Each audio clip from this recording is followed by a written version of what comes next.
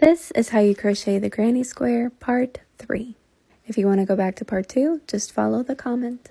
We're going to start row 3 the same way we started row 2 by slip stitching our way across until we get to that first corner piece.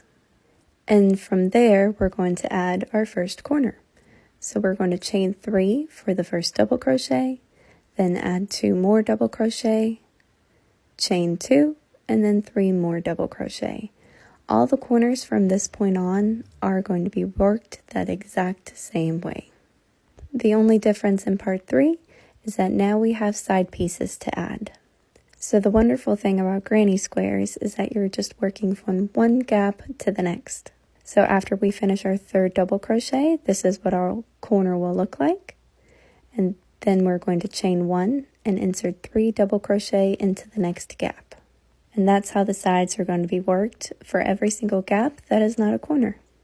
And then after this third double crochet, we're going to chain 1 again and add another corner piece for our second corner. If you like these kind of close-up stitch tutorials, be sure to like and follow. I post them every single day on my page. And if you have any questions about this stitch or another stitch, you can leave a comment on any one of my videos, and if I can't answer it in words, I'll make a video response to it. In the next part, we're going to go over color changes.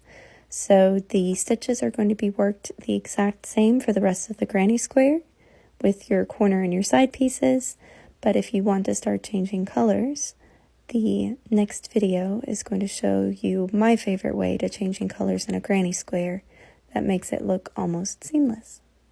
And that video is going to be linked in the comments.